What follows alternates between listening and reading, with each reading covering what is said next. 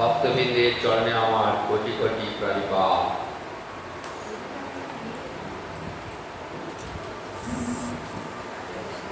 শ্রীমান মহাপ্রভু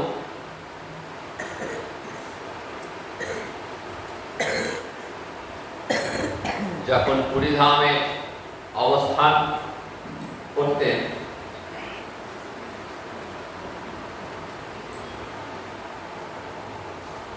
সেই সময় উড়িষ্যার রাজা ছিলেন প্রতাপরূপ।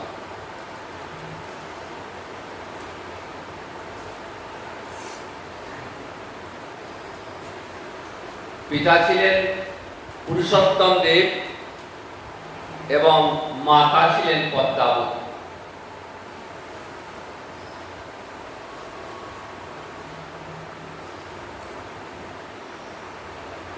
পূর্বকল্পে এই রাজা প্রতাপরুদ্রই ইন্দ্রদুম্ন রাজা ছিলেন। তিনি আবার প্রতাপরুদ্র রূপে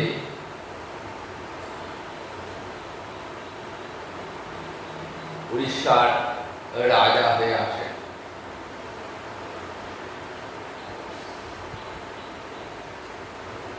পরম কৃষ্ণ ভক্ত ছিলেন।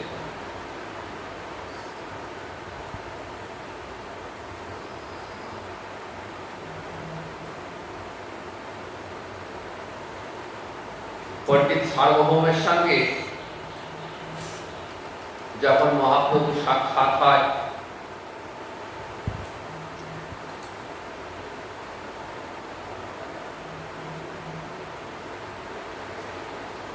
তখন তিনি কটকে অবস্থান করছেন। তো রাজা শুনলেন যে এক সন্ন্যাসী কটকে এসছেন এবং পণ্ডিত সার্বভৌম ওই সন্ন্যাসীর পাণ্ডিত্যের কাছে পরাজিত হয়েছে। শুধু তাই নয়, স্বচক্ষে সন্ন্যাসীর আপন ঐশ্বর্য দর্শন।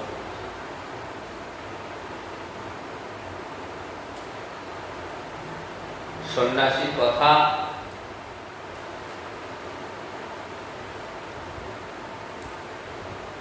চারিদিকে ছড়িয়ে পড়ল।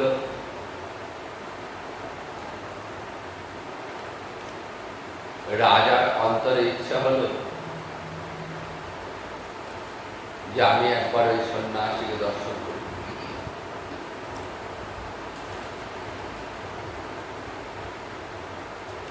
চৈতন্য চরিতামৃতে খুব সুন্দর করে এই কাহিনীটি বর্ণিত হয়েছে।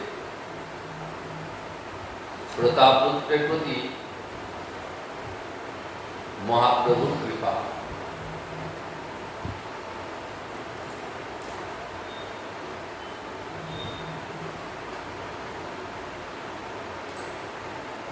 একদিন প্রতাপরুদ্র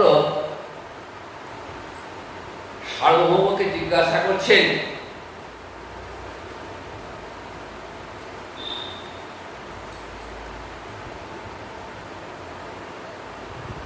যে এই সন্ন্যাসীকে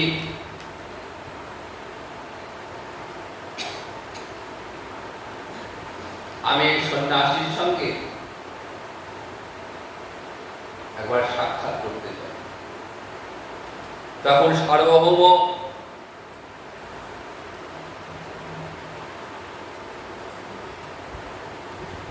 বলছেন যে দেখুন, রাজা তিনি তো সন্ন্যাসী, তিনি রাজদর্শন দেন না। শুনিল তোমার ঘরে এক মহাশয় গৌর হইতে আইলা তিহ বড় দয়াময়। তোমার এই কৃপা করিল কহে সর্বজনে, কৃপা করি করাহ মোরে তাহার দর্শনে। ভট্ট কহে যে শুনিলে সেই সত্য হয়, তাহার দর্শন তোমার ঘটন না হয়। বিরক্ত সন্ন্যাসী তিহ রহেন নির্জনে, স্বপ্নেহ না করেন তেহ রাজ দর্শনে। তথাপি প্রকারে তোমায় করাইতাম দর্শন, সম্প্রতি করিয়া দিহ দক্ষিণে গমন। রাজা সার্বভৌমকে অনুরোধ করছেন যে যদি একবার ওই সন্ন্যাসীর সঙ্গে আমার সাক্ষাৎ করিয়ে দেন। সার্বভৌম বলছেন, দেখুন রাজা, তিনি তো সন্ন্যাসী, বিষয় বিরক্ত সন্ন্যাসী, তাই বিষয় রাজার তিনি মুখ দর্শন করবেন না। তথাপি আপনার কথা আমি তার কাছে, ওনার কাছে আমি বলবো, কিন্তু সম্প্রতি তিনি দক্ষিণ দেশ ভ্রমণে গেছেন, সেখান থেকে ফিরে আসলেই আপনার অন্তরের ইচ্ছার কথাটি আমি সন্ন্যাসীকে জানাব। মহাপ্রভু পুরীধাম থেকে দক্ষিণ দেশে ভ্রমণে গেলেন।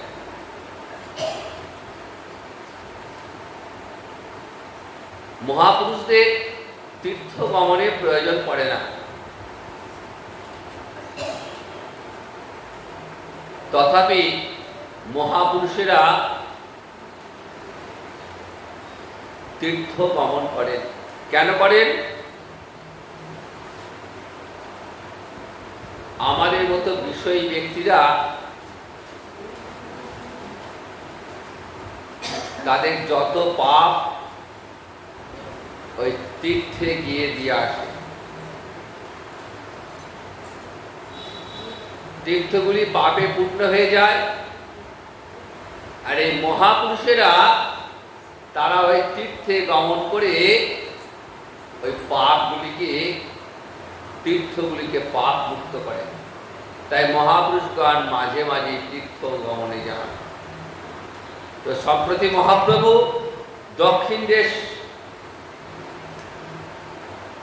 ভ্রমণে গেছেন এবং দক্ষিণ দেশ ভ্রমণ করে আবার কিছুদিন পর পুরীধামে ফিরে এসেছেন।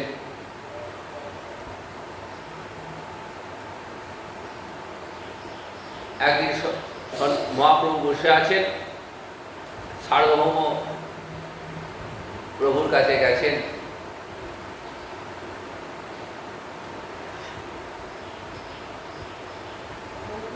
বলছেন, আমার একটা অনুরোধ আছে।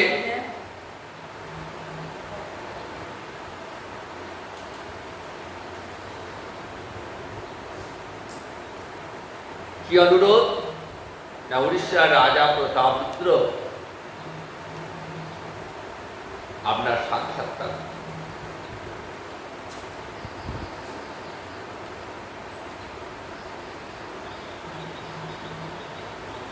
প্রভু বলছেন যে দেখো, আমি তো সন্ন্যাসী, তো সন্ন্যাসীর পক্ষে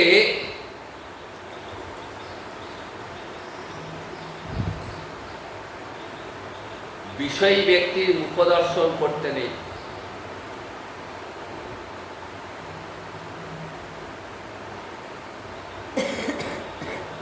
তুমি আমাকে এমন অনুরোধ আর করবে না।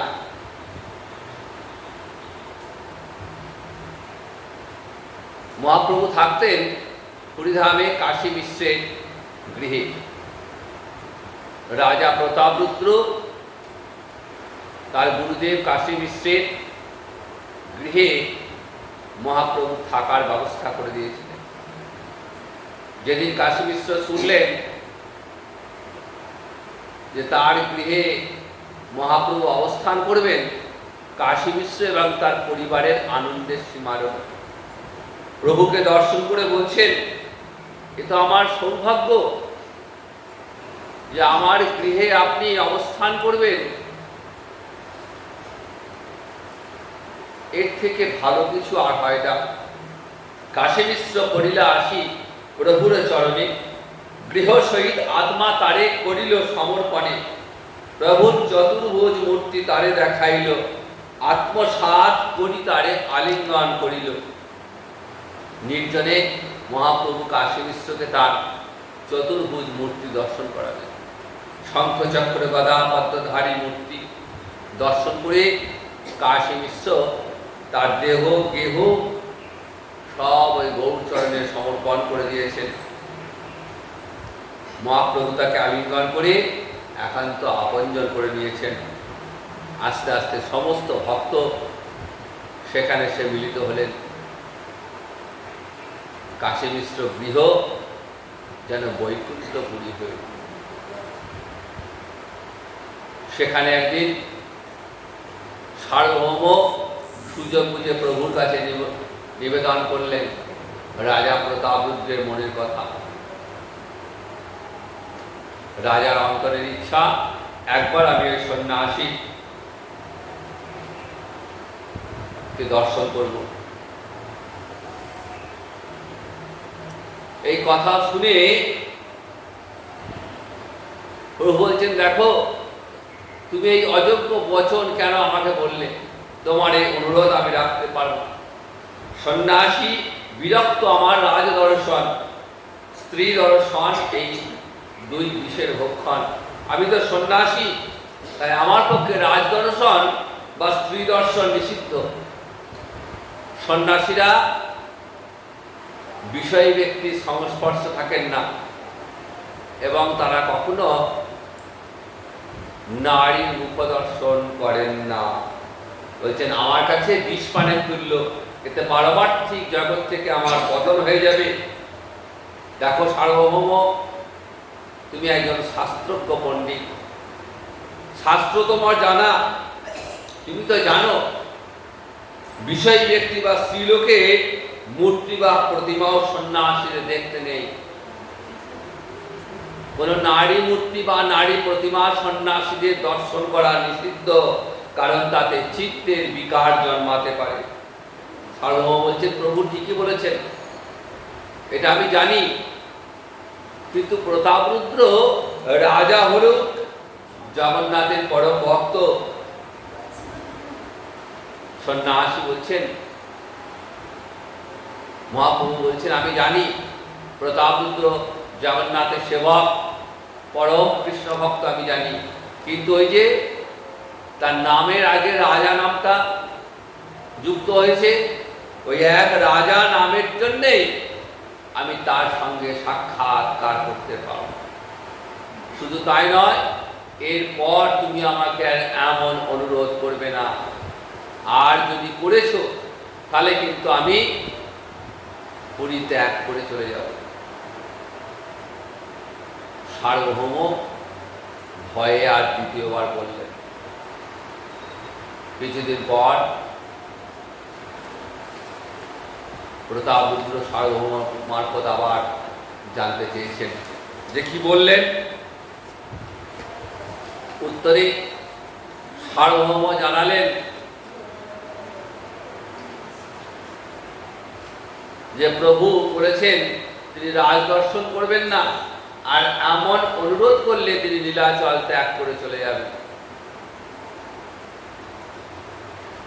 সার্বভৌমের মুখে এমন কথা শুনে প্রতাপরুদ্র অত্যন্ত কষ্ট পেলেন। ভাবছেন যে প্রভু জগায় বাঁধায় মতো পাষণ্ডকে উদ্ধার করলেন, আর আমি উদ্ধার পাবো না।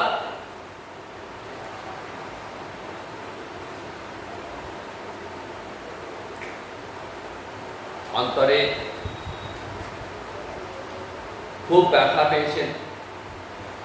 প্রতাপরুদ্র সেদিন মনে মনে প্রতিজ্ঞা করলেন যে ঠিক আছে, যদি আমাকে দেখা না দেন তাহলে আমারও প্রতিজ্ঞা, আমিও প্রাণ ত্যাগ করব। তার প্রতিজ্ঞা না করিব রাজ দর্শন, মোর প্রতিজ্ঞা তাহা বিনা ছাড়িব জীবন। যদি সেই মহাপ্রভুর না পায় কৃপা ধন, কিবা রাজ্য কিবা দেহ সব আকারণ। তাহলে মহাপ্রভুর প্রতি গজপতি প্রতাপরুদ্রের কেমন অনুরাগ দেখুন। সার্বভৌমের কাছে রাজা পুনরায় পত্র পাঠালেন। কি লিখলেন? যদি মোরে কৃপা না করিবে গৌরহরি, রাজ্য ছাড়ি প্রাণ দিব হইব ভিখারি। যদি আমায় কৃপা না করেন আমি রাজ্য ত্যাগ করে দেব, প্রাণ বিসর্জন দেব, আমি পথের ভিখারি হয়ে ঘুরে বেড়াবো। তাহলে কতখানি অনুরাগ, কতখানি ভালোবাসা থাকলে তবে এমন কথা বলা যায়। রাজা প্রতাপরুদ্র, উড়িষ্যার রাজা, তৎকালীন রাজা, এক সামান্য সন্ন্যাসী গৌহরী, তার প্রতি কেমন অনুরাগ দেখুন। বললেন রাজ্য ত্যাগ করে দেব, প্রাণ ত্যাগ করব,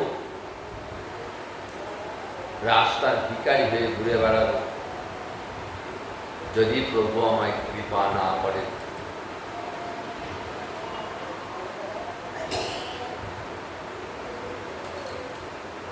কথাটা ক্রমশ ছড়িয়ে পড়ল চতুর্দিক। প্রভুর আরো যে সমস্ত ভক্তবৃন্দ থাকতেন তাদের মাঝেও কথাটা ছড়িয়ে পড়ল। সার্বভৌম সকল ভক্তদের অনুরোধ করলেন যে আপনারা রাজাকে কৃপা করুন। ভক্ত কৃপা না হলে তো ভগবত কৃপা লাভ হবে না। যদি ভক্তরা কৃপা না করেন তাহলে প্রতাপরুদ্রের কৃপা লাভ হবে না। কথাটা আস্তে আস্তে নিতাইচাঁদের কানে পৌঁছে। এই গৌর লীলায় নিত্যানন্দের কৃপার একটা বড় গুণ রয়েছে। তিনি তো জগৎগুরু নিত্যানন্দ, তাই শাস্ত্রে বলছে যে আগে গুরু কৃপা, তারপর ভগবানের কৃপা। গুরুদেব যদি কৃপা না করেন তাহলে ভগবান তাকে কৃপা করবেন না। কাজে ভগবত দর্শন পেতে গেলে, ভগবানের কৃপা লাভ পেতে গেলে আগে গুরু কৃপা লাভ করতে হবে। তাই জগৎগুরু নিত্যানন্দের কৃপা ছাড়া গৌর দর্শন কোনো মতেই সম্ভব নয়। নিতাই চাঁদ শুনেছেন, সমস্ত ভক্তদের নিয়ে প্রভুর কাছে গেছেন, কিন্তু বলতে আর পারছেন না। একদিন একান্তে আসেন গৌরহরি নিতাই চাঁদ। নিতাই চাঁদ গৌরহরিকে বলছেন,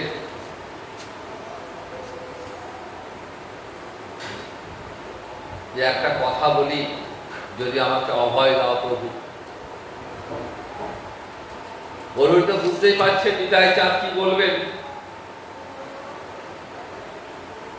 নিতাই চাঁদের আবেদন, গৌরহরির মনটা কোমল হয়ে গেছে। নিতাই চাঁদ বললে গৌরহরি তো না করতে পারবেন না, তাই মনটা নরম হলেও বাইরে সেই কাঠিন্য ভাবটা বজায় রেখেছেন, নিষ্ঠুর বাক্য প্রয়োগ করছেন। নিতাই চাঁদকে বলছেন যে শ্রীপাদ, ওই তোমাদের সকলের একটাই কথা, কি বলবে সে তো আমি জানি। তোমাদের সকলের ইচ্ছা আমি গিয়ে রাজাকে দর্শন দিই, তাই তো? তা দেখো শ্রীপাদ, আমি সন্ন্যাসী, আমি যদি গিয়ে রাজ দর্শন করি, রাজার সাক্ষাৎ প্রাপ্তি হই, লোকে তো আমায় নিন্দা করবে। লোকে কি বলবে? যে সন্ন্যাসী হলেও এর বিষয় লোক গেল না, রাজার কাছে ছুটে গেছে কিছু পাবার আশায়। সেটা কি ভালো হবে? নিতাই চাঁদ বলছে, না না না প্রভু, তোমাকে যেতে হবে না, তোমাকে যাওয়ার কোনো প্রয়োজন নেই। এমন কে আছে যে তোমাকে বলবে তুমি রাজার সঙ্গে গিয়ে মিলিত হও? আমি শুধু এসেছি আমার মনের কথাটা, রাজার মনের কথাটা, যে রাজার অন্তরের ইচ্ছা। রাজা তোমার অনুরাগী, তোমার কৃপা প্রার্থী। আর এই অনুরাগী জনের স্বভাব কি জানো? যে নিজজনকে যদি না পায় না, তাহলে সে প্রাণটা পরিত্যাগ করে। তা প্রভু, রাজা প্রতিজ্ঞা করেছে যে তোমার দর্শন না পেলে, তোমার কৃপা না পেলে সে প্রাণ ত্যাগ করবে। তো আমি একটা সমাধানের কথা বলি, প্রভু দেখো, তুমি রাজাকে দর্শন দেবে না, প্রতিজ্ঞাবদ্ধ, আবার রাজাও তোমার দর্শন না পেলে প্রাণ ত্যাগ করবে, সেও প্রতিজ্ঞাবদ্ধ। তাহলে একটা সমাধান তো করতেই হয়। তো সমাধানটা কি? না, তোমাকে দর্শন দিতে হবে না, শুধু তোমার ব্যবহৃত একটা বহির্বাস তুমি আমাকে দাও, আমি সেটা রাজার কাছে পাঠিয়ে দেব। তাহলে রাজা অন্তত এটুকু জানবে যে রাজা সাক্ষাৎ দর্শন না দিলেও তার বহির্বাসটা পাঠিয়ে দিয়ে আমাকে কৃপা করেছেন। তার অন্তরটা এটা জেনে প্রসন্ন হবে। গৌরহরি বলছেন, আমি কিছু জানি না, তোমার যা ইচ্ছা হয় তুমি তাই করো। নিতাই চাঁদ কি করলেন? গৌরহরির একটা বহির্বাস নিয়ে রাজার কাছে পৌঁছে। রাজা গৌরহরির ওই বহির্বাসটা পেয়ে আনন্দে আত্মহারা, এইটুকু সান্ত্বনা লাভ করলেন যে যাক, গৌরহরি কিছুটা হলেও আমাকে অন্তত কৃপা তো করেছেন। তাহলে কৃপাটা কার জন্য লাভ হলো? দেখুন, নিতাইয়ের করুণায় এই কৃপা লাভ হলো। কাজে নিতাই করুণা ছাড়া গৌর কৃপা কিছুতেই লাভ হবে না। নরোত্তম দাস ঠাকুর বলছেন, নিতাইয়ের করুণা হবে ব্রজে রাধা মাধব হবে। নিতাই করুণা হলে গৌর কৃপা লাভ হবে, আর গৌর কৃপা লাভ হলে ব্রজে রাধা মাধব দর্শন হবে। তাই নিতাই পদ সদা করো, আগে নিতাই চরণ বন্দনা করে। নিতাই চরণ বন্দনা করলেই গৌর কৃপা লাভ হবে। ভজন রাজ্যে এটা ভজনের কৌশল, আগে জগৎগুরু নিত্যানন্দের চরণকে আশ্রয় করুন। নিতাইকে টপকে গৌর পেতে গেলে কোনোদিনই গৌর লাভ হবে না। আর যে নিতাই চরণ আশ্রয় করেছে তার অনায়াসে গৌর লাভ হবে। আর গৌর লাভ হলেই রাধা মাধবের কৃপা লাভ হবে। আমাদের মতো যে অধম পথিক, তাদের কথা নিতাইটা ছাড়া কেই বা ভাববেন। তাই প্রতাপরুদ্র নিতাই করুণা পেয়েছেন, কৃপা পেয়েছেন। এইবার গৌর কৃপা লাভ হতে তার আর বেশি দেরি নেই। ইতিমধ্যে রায় রামানন্দ প্রতাপরুদ্রের কাছে এসছেন। রাজাকে বলছেন, রাজা, আর আমার চাকরি করতে মন নেই। রাজার অধীনে তিনি কাজ করতেন রায় রামানন্দ, কিন্তু গৌরহরিকে দর্শন করি রায় রামানন্দের বিষয় তৃষ্ণা দূর হয়ে গেছে। আর বিষয়ের প্রতি এতটুকু আকর্ষণ নেই। ভাবছেন আর অর্থ উপার্জন, পদ, ঐশ্বর্য, সম্মান, লাভ, আমি তো আসল জিনিসটাই পেয়ে গেছি। আমাকে গৌরচরণে নিজেকে সমর্পণ করব। তাই রাজার কাছে বলছেন যে, রাজা, আমার দ্বারা আর বিষয় ভোগ সম্ভব নয়। এবার আপনি আমায় আদেশ করুন, আমি ওই গৌরচরণে আশ্রয় নেব।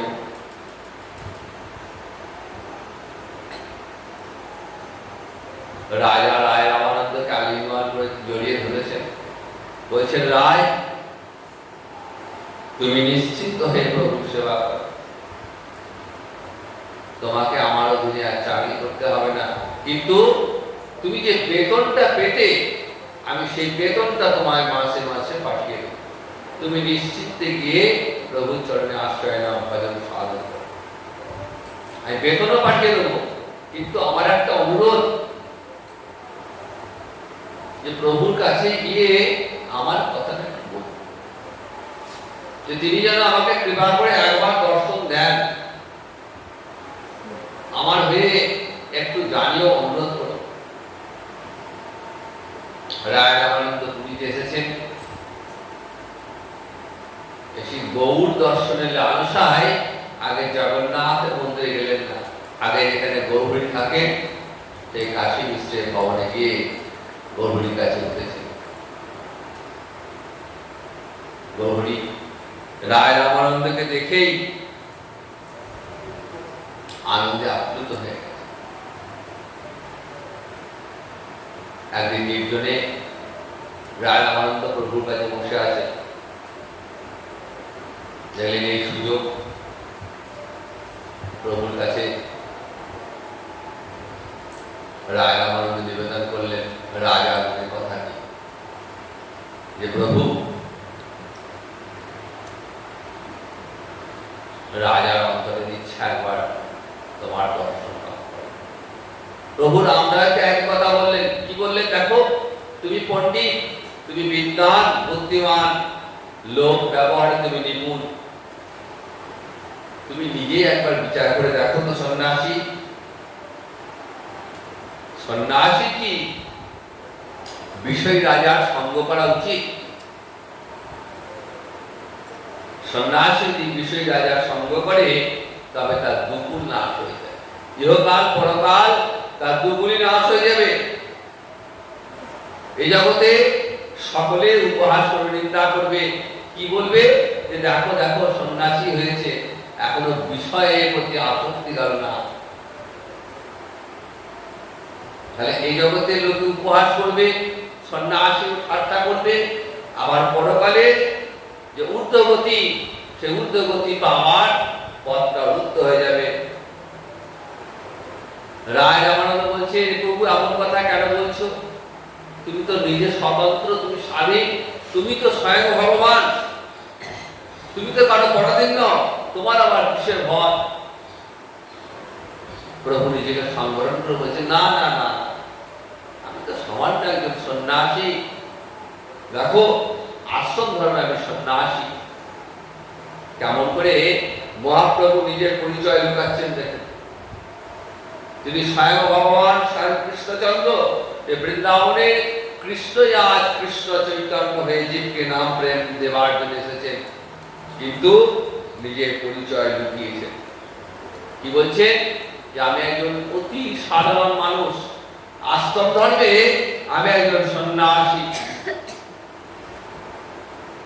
নরাভিমানে কেমন অপূর্ব লীলাখানি প্রভু মনুষ্যরূপে লীলা করছেন। তাই বলছেন, দেখো আমরা এই লোক নিন্দার কথাটা স্মরণে রেখো। একটা উদাহরণ দিলেন প্রভু, শ্বেত বস্ত্রে মসিবিন্দু যেন না লুকায়, সন্ন্যাসীর অল্প ছিদ্র স্বর্গলোকে গায়। কি বললেন? যে ময়লা কাপড়ে যদি দাগ লাগে, সেই দাগটা কিন্তু বোঝা যায়, কিন্তু একদম সাদা কাপড়ে যদি দাগ লাগে, দাগটা ফুটে ওঠে।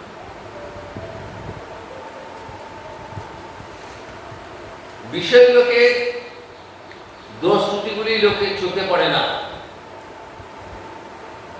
বিষয় লোক যদি কোনো অন্যায় করে, পাপ করে, সেটা কিন্তু চোখে পড়ে। কিন্তু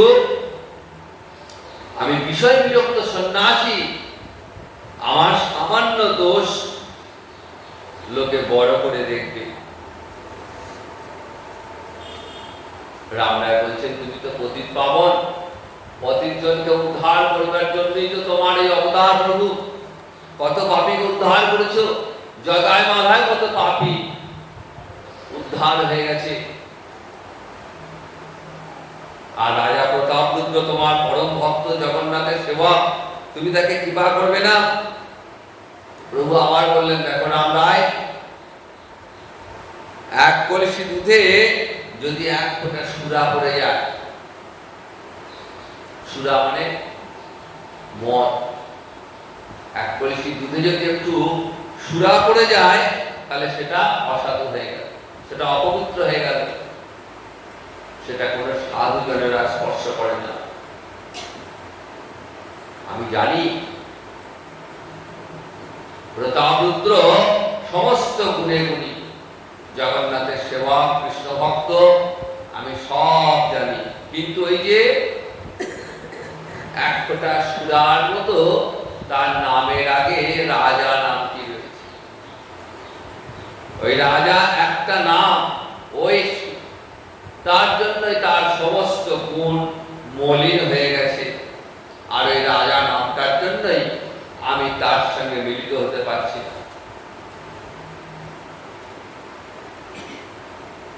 তা তোমার তো খুব আগ্রহ, তুমি চাও যে আমি যাতে করে রাজার সঙ্গে মিলিত হই।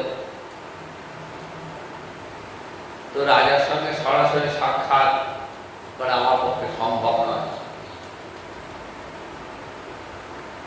একটা উপায় তোমায় বলি, তুমি এক কাজ করো, রাজার পুত্রকে আমার কাছে নিয়ে এসো। আত্মা পুত্র হয়ে আসে,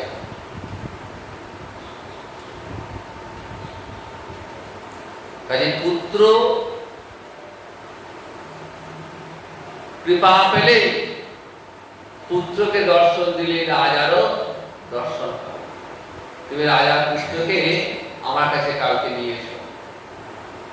রাম রায় গেলেন, প্রতাপরুদ্রের কাছে বললেন, এবং প্রতাপরুদ্রের পুত্রকে প্রভুর কাছে নিয়ে এসছেন।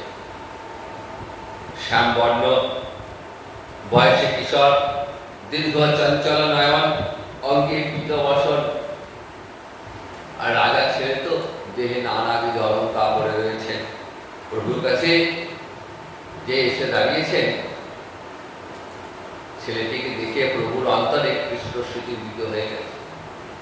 প্রভু তো রাধা ভাবে বিভাবিত থাকতেন, অন্তরে রাধার ভাব, সেই রাধা ভাবে ভাবিত হয়ে ওই প্রতাপরুদ্রের ছেলেকে দেখা মাত্রই প্রভুর অন্তরে কৃষ্ণ স্মৃতি উদিত হয়েছে।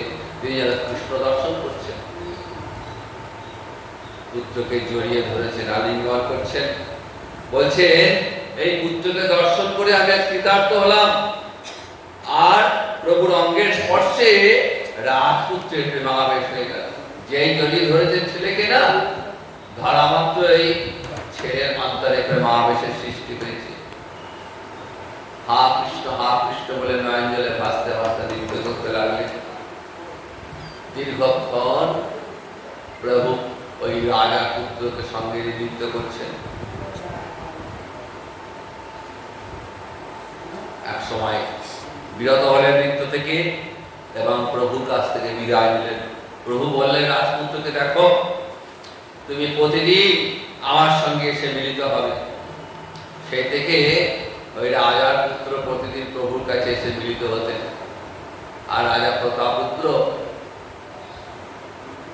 মহাপ্রভুর কৃপাধন্য পুত্রের স্পর্শ পেয়ে তিনিও প্রেমাবেশে আনন্দিত হইলেন। পুত্রকে আলিঙ্গন করে রাজাও প্রেমাবেশ।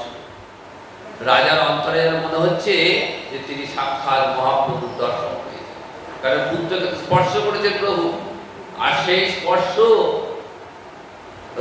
রাজা অনুভব করতে পেরেছেন। তাই রাজার মনে খুব আনন্দ।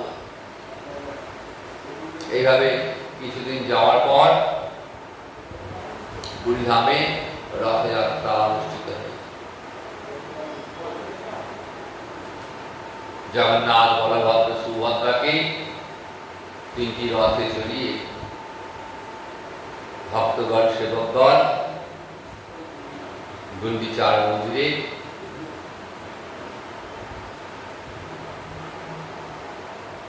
নিয়ে যাওয়া হবে।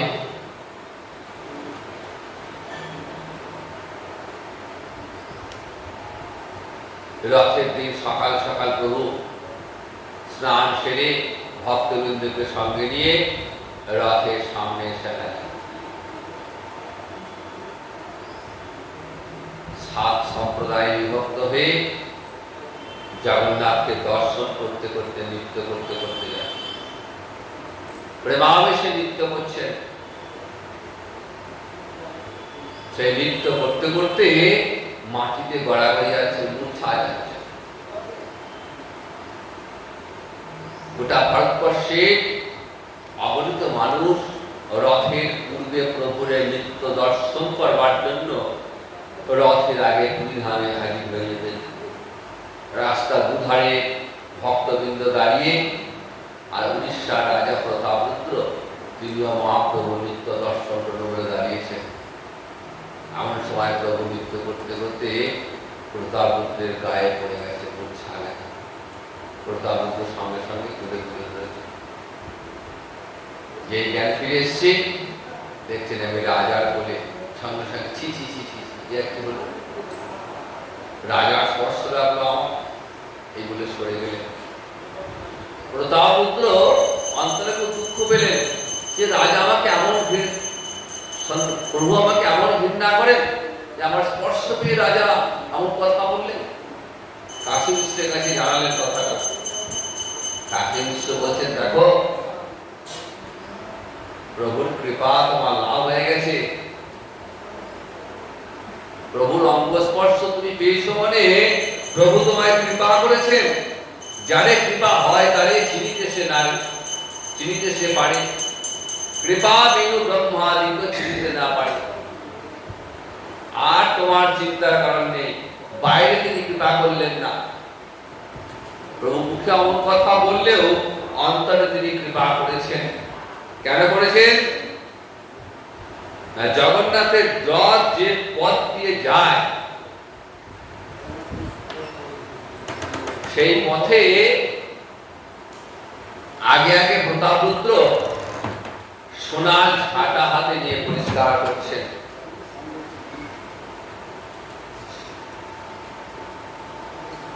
রাজার এই তুচ্ছ সেবা দেখে ভালো হয়েছে। মহাপ্রভুর অন্তরে রাজার প্রতি প্রসন্ন হয়েছে।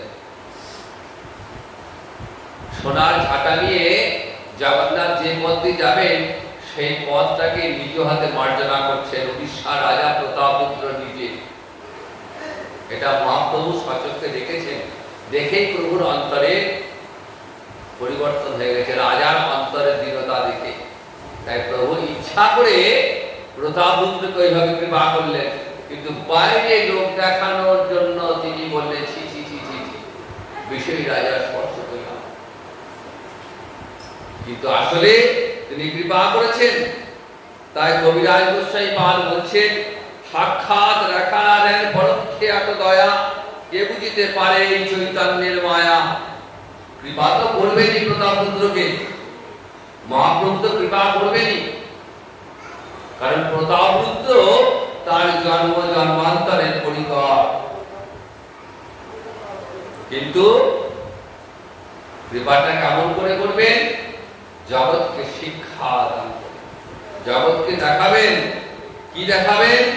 বিষয়ের অন্ন খাইলে মলিন হয় মন, মলিন চিত্তেতে না হয় শ্রীকৃষ্ণ স্মরণ। যদি বিষয় বিরক্ত চিত্তে কৃষ্ণ ভজন করতে হয় তাহলে বিষয়ীর সঙ্গ করবে।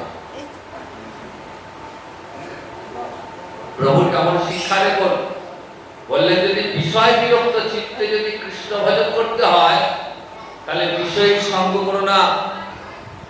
বিষয়ী সঙ্গ করলে কি হবে না, চিত্তে বিষয় চিন্তা চলে আসবে, তার ফল হয় মলিন, আর সেই মলিন চিত্তে কৃষ্ণ স্মরণ হবে না। তাহলে জগৎকে শিক্ষা দেওয়ার জন্য মহাপ্রভুর এই কৌশল। মহাপ্রভুর এই অপূর্ব নৃত্য রাজা প্রতাপরুদ্র দর্শন করেছেন।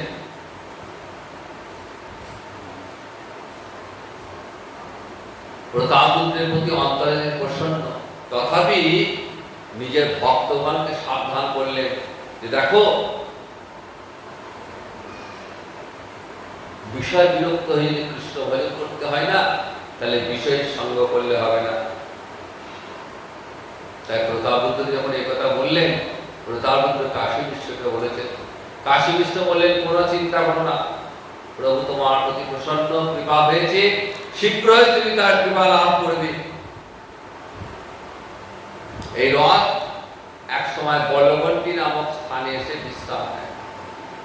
মূল মন্দির আর গুন্ডিচা এর মাঝামাঝি জায়গা বলগণ্ডী। এখানে জগন্নাথের কোটি ভোগ হয়, ভক্তবৃন্দ জগন্নাথকে ভোগ দেন। বলগণ্ডী নামক স্থানে বিশ্রাম নিচ্ছে। জগন্নাথের বল্লভ উদ্যান রয়েছে। উৎকলবাসী উড়িষ্যাবাসীর বিশ্বাস যে জগন্নাথ এখানে মাসিক তৈরি খুদে দিতেন, প্রচলিত বিশ্বাস। আর সেই ভোগের সময় খুব ভিড় হয়। মহাপ্রভু সে বল্লভ উদ্যানে একটা নির্জন স্থানে একটা গৃহপিণ্ডা মানে বারান্দায় মহাপ্রভু শয়ন আছেন। ভক্তগণ এদিক ওদিক ছড়িয়ে ছিটিয়ে গেছেন, গাছের তলায় এদিক ওদিক বসে সবাই বিশ্রাম নিচ্ছেন। আর মহাপ্রভু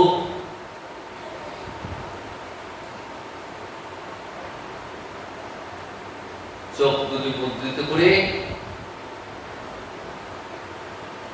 শুয়ে আছেন, চরণ দুটি নাড়ছেন আর ভাগবতের শ্লোক আর সাধন করছেন। মনটা রাধারানীর ভাবে অবিষ্ট হয়ে রয়েছে। এমন সময় সার্বভৌম রাজা প্রতাপাদিত্য বললেন, দেখো রাজা, এবার তোমার এই রাজবেশটা পরিত্যাগ করো, দিনহীন বৈষ্ণবের বেশ পড়ো। আস্তে আস্তে ওই প্রভুর চরণের দিকে এগিয়ে যাও। এমন সুযোগ আর তুমি পাবে না। ওই যে দেখো প্রভুর চরণের আঙুল নাড়িয়ে তোমাকেই যেন ডাকছেন। চোখ দুটি অর্ধমুদ্রিত। রাজা দিনহীন বেশে সমস্ত ভক্তবৃন্দকে প্রণাম করে যেখানে মহাপ্রভু আছেন সেই পুষ্পদানে প্রবেশ করেছেন। ধীরে ধীরে প্রভুর চরণের দিকে এগিয়ে চলেছেন। আর মুখে রয়েছে ভাগবতে গোপীগীতের শ্লোক, জয়তি তে অধিকাম জন্মনা ব্রজসহতে ইন্দিরা শস্য তন্ত্রহি। ভাগবতে গোপীগীতি আছে। গোপীরা শ্রীকৃষ্ণকে বন্দনা করছেন, বলছেন, হে গোবিন্দ তোমার জয় হোক, জয়তি তে অধিকম। তোমার আবির্ভাবে আজ ব্রজ সমৃদ্ধশালী, জন্মনা ব্রজ সহতে ইন্দিরা, বৈকুণ্ঠেশ্বরী লক্ষ্মী স্বয়ং আজ বৈকুণ্ঠ পরিত্যাগ করে এসেছেন তোমার চরণ সেবা করবার জন্য। মহাপ্রভু চক্ষু দুটি মুদ্রিত করে শয়ন রয়েছে। আর রাজা ভাগবতের গোপীগীতি শ্লোক আবৃত্তি করতে করতে প্রভুর চরণ সেবা করছেন। আখি বুঝি প্রভু প্রেমে ভূমিত শয়ন, নিপতি নৈপুণ্যে করে পাদ সম্বাহন। চোখ দুটো মুদ্রিত করে রয়েছেন, শয়নে রয়েছেন। আর রাজা নিপুণতার সঙ্গে গৌহরীর চরণ সেবা করছেন। গৌহরী রাধারানীর প্রেমে ভাবাবিষ্ট। রাজার মুখে গোপীগীতি শুনে প্রভু আরাম করছে। শুনিতে শুনিতে প্রভুর সন্তোষ অপার, বল বল বলে উচ্চ বল বারবার। এত আনন্দ, বলছেন বারবার বলো, আবার বলো এই শ্লোকটা। তো সেই গোপীগীতি শ্লোক রাজা উচ্চারণ আবৃত্তি করছেন। সেই বিখ্যাত শ্লোক, তব কথামৃতম তপ্ত জীবনম কবিবিদিতং কল্পসামহম শ্রবণ মঙ্গলম শ্রীমদাততং ভুবি গৃহ্ণন্তি যে ভুরিদা জনা। তব কথামৃতম। গোপীরা যমুনা পুরী নিয়ে বসে রয়েছে, কৃষ্ণ বিরহে বিলাপ করছেন। হে গোবিন্দ, তোমার বিরহে আমাদের প্রাণ চলে যেত। গোপীরা বলছেন গোবিন্দকে, হে গোবিন্দ, তোমাকে হারিয়ে তোমার বিরহে আমাদের প্রাণ চলে যেত। গোবিন্দ রসিকতার কথা বলছেন গোপীদের। তা প্রাণটা যায়নি কেন? প্রাণটা যায়নি কেন? শাস্ত্রে বলছে অবৈতব কৃষ্ণ প্রেম যেন যমুনদহেন, সে প্রেম লোকে নাহি হয়, যদি হয় তার যোগ, তবু না হয় তার বিয়োগ, বিয়োগ হইলে আর কেহ না জিয়। কৃষ্ণ প্রেম অবৈতব প্রেম, অবৈতব প্রেম, কপটতা রহিত। এই প্রেমে, কৃষ্ণ প্রেমে কোনো কপটতা নেই, নির্ভেজাল খাঁটি সেই প্রেম। আর এই প্রেম প্রাকৃত জগতে হয় না। এই প্রেমে বিচ্ছেদ করলে কি হয়? প্রিয় প্রিয়া কেহই বাঁচে না। তাই কৃষ্ণ বলছেন, গোপীগণ তোমরা যদি আমাকে এতই ভালোবাসো, তাহলে আমার বিরহে তোমাদের প্রাণটা কেন গেল না? কেমন এখনো কেমন করে আমার বিরহে তোমরা বেঁচে আছো? গোপীরা বলছেন, দেখো আমরা বেঁচে আছি কেন জানো? শুধু তোমার জন্য বেঁচে আছি, তোমার জন্য বেঁচে আছি। তোমার কথা তো অমৃত তুল্য, তোমার কথা পান করলে জীবের আর মৃত্যু ভয় থাকে না। তপ্ত জীবনম, এই সংসারে ত্রিতাপ যায় যারা দিবারাত্র দগ্ধ হচ্ছে, তাদের জীবন তুল্য তোমার কথা। সংসারী বিষয়াসক্ত জীব দিবারাত্র সংসার দমনে জ্বলে পুড়ে ছারখার হয়ে যায়। এই সংসার দমন থেকে মুক্তির জন্য কৃষ্ণ কথা অমৃতের ন্যায়। এই কৃষ্ণ কথা পান করলে জীবের আর দুঃখ থাকে না। ব্যাস, বাল্মীকি, সুখ, কবিগণ তোমার কথার কত প্রশংসা করেছেন। বেদ, পুরাণ, ভাগবতে তোমার কত প্রশংসা। তাই কবি বিদিতং গল্প সাপম, তোমার কথা সমস্ত কলমশ পাপ হরণ করে। কৃষ্ণ কথা শুনলে সমস্ত পাপ হৃদয় থেকে দূর হয়ে যায়। একবার কৃষ্ণ নাম উচ্চারণ করলেই সমস্ত পাপ ধ্বংস হয়ে যায়। কৃষ্ণ নাম উচ্চারণে যত পাপ হয়, পাপী হয়ে তত পাপ করিতে না হয়। কৃষ্ণ নামের এমন মহিমা যে একবার যদি কণ্ঠে কৃষ্ণ নাম উচ্চারিত হয়, তাহলে যত পাপ দূরীভূত হয়ে যায়। পাপীর সাধ্য নেই যে তত পাপ করতে পারে। কৃষ্ণ নামের কেমন মহিমা দেখুন। শ্রবণ মঙ্গলম বলছেন, হে গোবিন্দ তোমার কথা শুনলেই ঠিক হয়, তোমার কথা শ্রবণেই মঙ্গল হয়। শ্রবণ মঙ্গলম তব কথামৃতম, তোমার কথা অমৃত তুল্য। তোমার কথা শ্রবণ করলেই জীবের মঙ্গল হয়।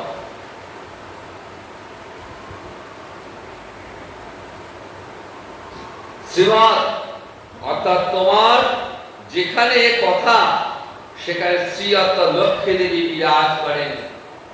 আততাং ভুবি, অর্থাৎ আততাং মানে ছড়ানো রয়েছে কোথায়? পৃথিবীতে। যেখানে তুমি তো আছো সেই গোলক বৈকুণ্ঠে, তাহলে তোমার দর্শন কেমন করে পাবে এই জগতের জীব? তোমার তো দর্শন দুর্লভ, কিন্তু তোমার কথা গোটা বিশ্বে ছড়ানো রয়েছে। ওই তোমার কথার মধ্য দিয়েই তোমার দর্শন লাভ হবে। গৃহ্ণন্তি যে ভুলিদা জানা, যে গৃহ্ণন্তি যারা কীর্তন করে, তোমার কথা যারা কীর্তন করে, তারা জগতে ভুলিদা শ্রেষ্ঠ দাতা।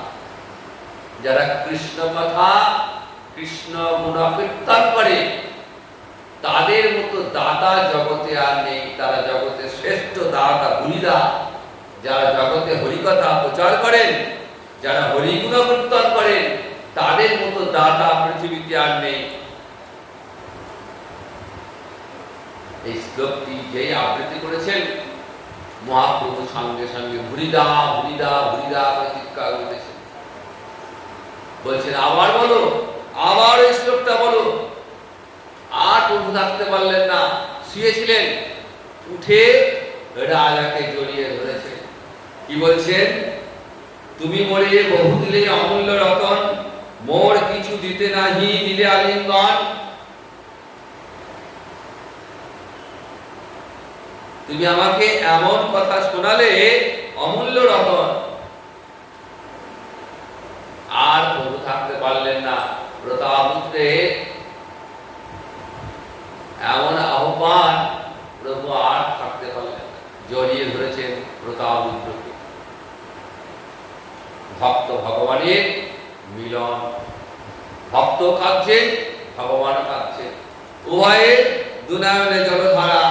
বারবার ভুরিদা ভুরিদা বাহ্য জ্ঞান হারিয়ে ফেলেছেন, শুধু ভুরিদা ভুরিদা বলে চিৎকার করছেন। প্রভু বলছেন, প্রভু কয়ে কে তুমি করিলে তুমি হি, আচল পিতে আসি প্রিয় কৃষ্ণ লীলামৃত। রাজা প্রতাপপুত্র মহাপ্রভুর কৃপা লাভ করলেন, যে কৃপার জন্য তিনি এতদিন অপেক্ষায় ছিলেন, আর সেই কৃপা প্রতাপপুত্র লাভ করলেন। লাভ তো করবেনই, কারণ প্রতাপপুত্র মহাপ্রভুর জন্ম জন্মান্তরের পরিকর, তিনি কৃপা করবেন। শুধু জগৎকে একটু শিক্ষা দেওয়ার জন্যই তিনি এতটা অভিনয় তিনি করলেন। জগৎকে দেখালেন যে দেখো, কৃষ্ণ ভজন যদি করতে হয় তাহলে বিষয় বিরক্ত হয়ে করতে হবে। কৃষ্ণ ভজনে বিষয় সঙ্গ বলে কি হবে? চিত্তে বিষয় চিন্তা চলে আসবে, চিত্ত মলিন হয়ে যাবে, আর সেই মলিন চিত্তে কৃষ্ণ ভজন হবে না। চিত দর্পণ মার্জনা, মহাপ্রভুর মুখের বাণী। আগে চিত্তরূপ দর্পণটিকে মার্জনা করা। চিত্তরূপ দর্পণ বললেন, এই যে চিত্ত মন, এই মনটা হচ্ছে দর্পণের ন্যায়, আয়নার ন্যায়, দীর্ঘদিনের অব্যবহৃত আয়না, ব্যবহার করা হয়নি, ঘরে পড়ে রয়েছে, তাতে ময়লা জমে গেছে। আয়নার সামনে গিয়ে দাঁড়ালেন, নিজের মুখটা কিন্তু দেখা যায়, অস্পষ্ট হয়ে গেছে ময়লাতে, নিজের প্রতিবিম্বটা অস্পষ্ট দেখাচ্ছে। তাহলে নিজেকে ভালোভাবে দেখতে গেলে কি করতে হবে? ওই আয়নাটাকে ভালো করে ঘষতে হবে, ঘষে ঘষে ঘষে ঘষে পরিষ্কার চকচকে করে কাঁচটাকে চকচকে করতে হবে। তারপর যখন দাঁড়াবেন দেখবেন নিজের প্রতিবিম্বটা পরিষ্কার হয়ে গেছে। তাহলে এই চিত্তটা বিষয় চিন্তায় মলিন হয়ে গেছে।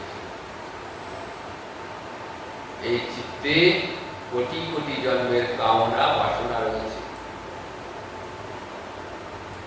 শুধু বিষয় বিষয় বিষয়, সংসার, স্ত্রী পুত্র কন্যা, টাকা পয়সা, বাড়ি গাড়ি, এই চিন্তা।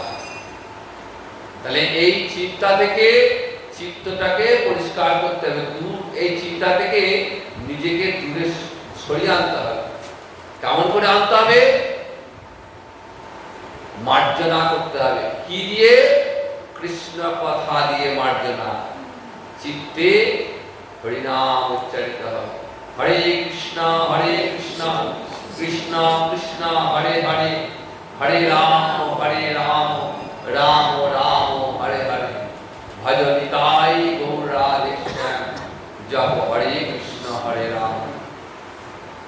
এই মন্ত্র যতবার উচ্চারিত হবে ততবার এই হৃদয়ের মালিন্য দূর হয়ে যাবে, আর মালিন্যহীন হৃদয়ে নিজের প্রতিবিম্ব, নিজের ছায়াটা ফুটুন, নিজেকে চিনতে পারবে যে আমি কে। আমি দেহ নয়, আমি মন নয়, আমি ইন্দ্রিয় নয়, আমি হলাম ওই পরমাত্মা, শ্রী গোবিন্দের শ্রীচরণের দাস অনুদাস। এটা আমার পরিচয়, এই পরিচয়টা ফুটুন। তাই মহাপ্রভু বললেন, চেত দর্পণ মার্জনম। জীবকে শিক্ষা দিয়ে রাজা প্রতাপপুত্রকে তিনি কৃপা করলেন। তাহলে চৈতন্য কৃপার কেমন শক্তি! চৈতন্যের কৃপা মহাবল। এই দেখো চৈতন্যের কৃপা মহাবল, তার অনুসন্ধান বিনা করে সফল। তাই প্রতাপরুদ্র আজ প্রভুর কৃপা ধন্য হয়েছে। সেই প্রতাপরুদ্রের চরণে, গৌর ভক্তবৃন্দের চরণে, গৌরের চরণে, নিতাই চাঁদের চরণে কোটি কোটি প্রণাম জানিয়ে আজ এখানেই ভাগবতী কথা বিশ্রাম। জগন্নাথ, জয় গুন্ডিচা, জয় মহাপ্রভু, জয় ভক্তবৃন্দের জয়, জয় নিতাই, জয় গুরু। রাধে কৃষ্ণ গোবিন্দ,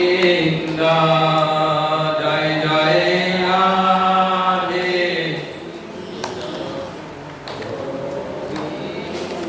রাধে গোবিন্দ, রাধে গোবিন্দ, রাধে গোবিন্দ, রাধে গোবিন্দ, জয় জয় রাধে কৃষ্ণ গোবিন্দ,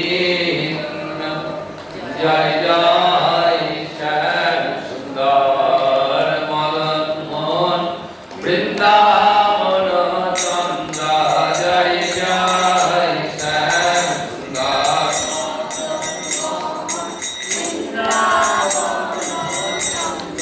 জয় জয় রাধা রমণ রাস বিহারী শ্রী গোকুলানন্দ, জয় জয়,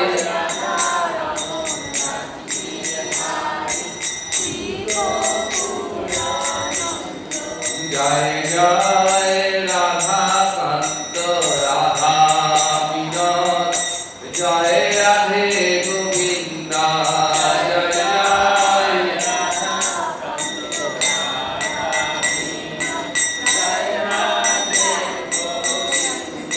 জয় জয় রাসেশ্বরী বিনোদিনী ভানুকুল চন্দ্র, জয় জয়,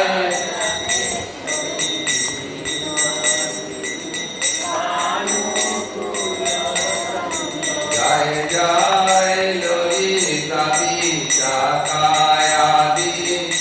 যত সখী বৃন্দ,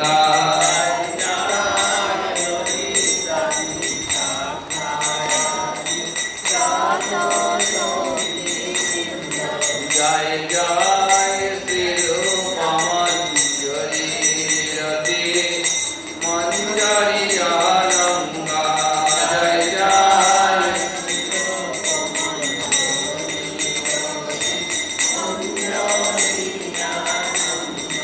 জয় জয় পৌর্ণমাসী কুণ্ডলতা, জয় মীরা বৃন্দা,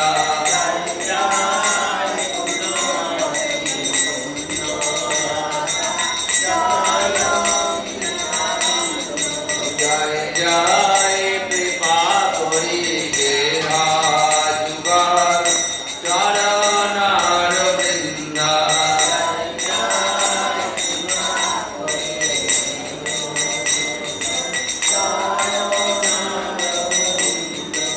যেন আকুল প্রাণে গাইতে পারি জয় রাধে গোবিন্দ, যেন আকুল প্রাণে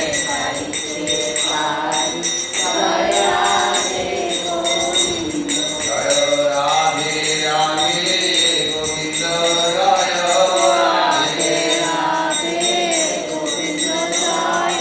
রাধারানী, জয় রাম বৃন্দাবন বিলাসিনী, রাধারানী, জয় রাম গোবিন্দ, আনন্দিনী, রাধারানী, জয় রাম মাধুর্য কারণিনী, রাধারানী, জয় রাম বিশ্বভানু রাজনন্দিনী, রাধারানী, জয় রাম মহাভাবে স্বরূপিনী, রাধারানী, জয় রাম মধুপক্ষ